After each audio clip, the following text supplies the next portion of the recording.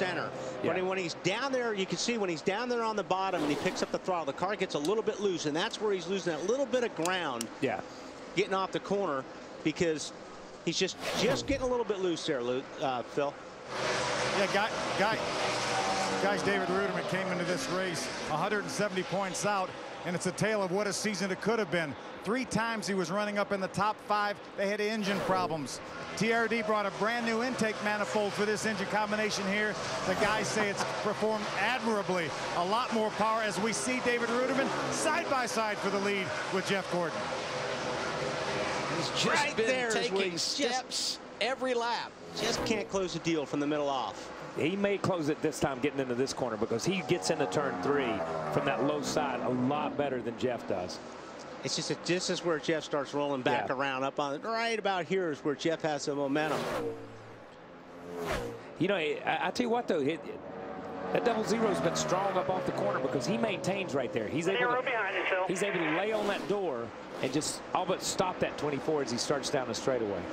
Just over 60 laps to go, and things are starting to get good on the track.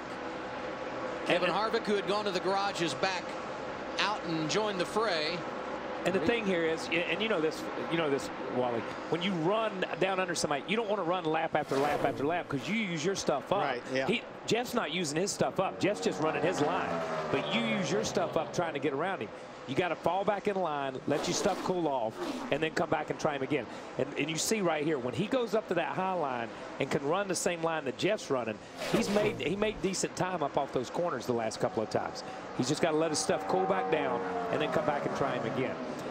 That's what's so strange about these cars, as we talk about it all the time. Running somebody down and passing somebody are 2 totally different things. You know, it gets really excited at the end of the race, but you got to make that pass. What's Gordon saying about it, Marty? A little bit loose on entry, guys, and you guys can see and you've talked about how good he is from the middle of the corner off. That's where Jeff has really bragged on his race car all night long. But Jeff is going to fight for this because he made the comment when he got out front last time, it is way different out here with clean air. So that's really what Gordon's fighting here for. Not so much to lead, what's more that clean air. And you know what, Ruderman, if he wanted to capitalize on that loose end, Marty, if Ruderman sees that, he should get right on the 24's tail as they go into the corner. That's going to make the car worse for the 24. If you just slip him up a little bit, it may be able to dive underneath him. But as a driver, you're looking at that 24 going, okay, where is your weakness? Where's your weak spot? And then if you find that weak spot, just like a boxer, you go after it. You go after it, exactly. And right now, you know, he's sizing him up a little bit. You know what I mean? I think we saw that with Jimmy earlier. Jimmy just decided he was going to ride behind that one car for a while. Then obviously Jimmy's had trouble. But you see that the double zero can close or has closed on him a couple of times whenever he really feels like it. Just a memorable night for Jeff Gordon. This marks his 600th career start in the Sprint Cup Series. Entering tonight, the only driver in the top 6 in the standings in 2010 that had not won a race. And should have. I mean, he should have multiple victories this year, the 24. They were good enough to win. They got beat on green-white checkers a couple of times. So, I mean, these guys, they should have some wins in the win column. There's no question about it. I'd say second 8 times in 2010. That'll break your heart. Guys, you know, as I watch these guys go side by side, battle lap after lap, I can't help but think here, probably in about 20 to 25 laps, should we stay green, this race could be determined on what happens on pit road. Good pit stops, and oh, by the way, no mistakes. The drivers look good on track, but as Larry pointed out, those guys on pit road could be the difference makers here tonight.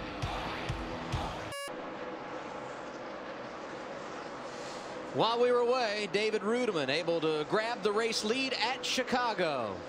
Made it look pretty easy. And I think, I mean, Jeff just could not do anything with him here. And boy, I tell you what, when Ruderman got by him, he left him. Yeah, once Ruderman had the whole racetrack, you saw right here, Jeff had finally he had worn him out. He had just conceded the fact. He clears him right here, and Jeff gives him room as he slides up. And once David got by him, he did. I mean, he put 4 or 5 car lengths on him in that first lap. Already an advantage of more than a second for David Ruderman. Getting ready to go around Greg Biffle, the driver who's been good throughout the night. Talked about an engine issue on this restart. He now goes a lap down. Biffle in 25th right now.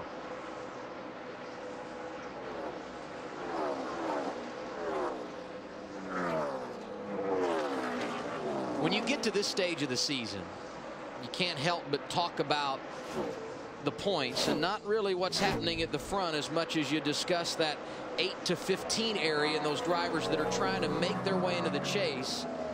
A lot of drivers have been written off. A couple of times we thought Casey Kane was done. He's been very good in recent weeks, and now you kind of have to bring David Rudiman back into the conversation. But you know, a lot of these guys, I don't even think they're even thinking about it. I think Rudiman's thinking about just winning races right now. There's a lot of teams that are like, listen, even if we get into the chase, we're not good enough to win the championship. So they're focusing in on winning races, and I think that's what you should be doing. And that's what you should. I think Jeff Gordon, I heard somebody say Jeff made the quote, I'd rather have 5 race wins at this point in time and be farther back in points than where I am. And that tells you how important race wins are to these guys. Making the chase and being in the points and having an opportunity to race for that championship, that's huge. Don't get me wrong. But, I mean, sitting there with 5 or 6 wins, 18 races, 19 races into the season, that's big, man. Well, you look at it. Would you rather be in the chase and just be 11th or 12th place car in the chase, or have a couple of victories? I would rather have the victories and not have a shot at the championship. You know what I mean? Exactly. It's like we said earlier. There are guys that are going to make the chase that just make the chase. Yeah. They don't have a shot at the championship. They're not chasers. And then there's guys, man, that's 3 wide. It's pretty stout right there. But when you look at it, there's guys, there's the 48 car, there's the 24 car, there's the 18 car on a regular basis, the 11. There's 6 or 7 cars up there. I thought the 2 car has shown strength in recent weeks. They're going to shoot for the championship. Those 5 or 6, and you might throw in 1 or 2 more, but there's going to be those other guys that are just going to be fighting for 7th, 8th, 9th, 10th, and 11th. And don't get me wrong. Man, I would like that on my resume. If I'm a Cup driver, I want to have that 7th place points finish or that 10th place. But I also want to have that 5 or 6 win season, and I think that's what Jeff was saying.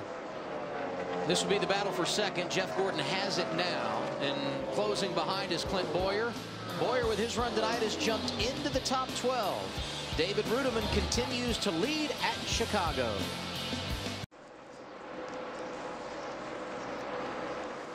The engine has finally give way for Greg Biffle.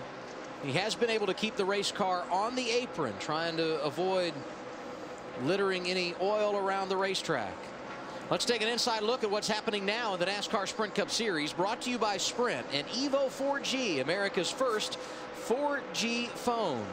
Kevin Harvick, the point leader, entering. He is still in the point lead despite problems tonight. Fastest lap time tonight, Jeff Gordon. For more NASCAR stats and live in-car audio, check out NASCAR Sprint Cup Mobile and the new Evo, only from Sprint, at sprint.com/speed. Greg Biffle has gotten off the racetrack and taken his car to the garage. And while we were away, Dale Earnhardt Jr. made a green flag pit stop. He's 30th, 2 laps down, and here comes Jimmy Johnson. This would be a scheduled stop for the 48. It will happen at lap 229. To Matt Yoakum. Slightly different cycle. Jimmy Johnson, Chad Canals had him about a lap or 2 from running out of fuel. He was hoping they were going to throw a caution with the 16 of Biffle blowing up. That would help their situation. Caution didn't come. They finally brought the car down. It has just been tight all night long. Another chassis adjustment for Johnson.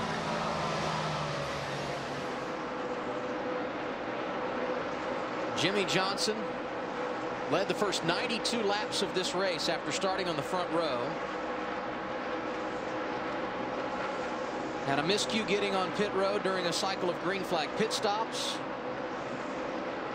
Had a tire problem, popped the wall. Eventually went 2 laps down, and as Matt Yoakum pointed out of sequence with the leaders, had to make a green flag pit stop here, and puts him even further in the hole. 50.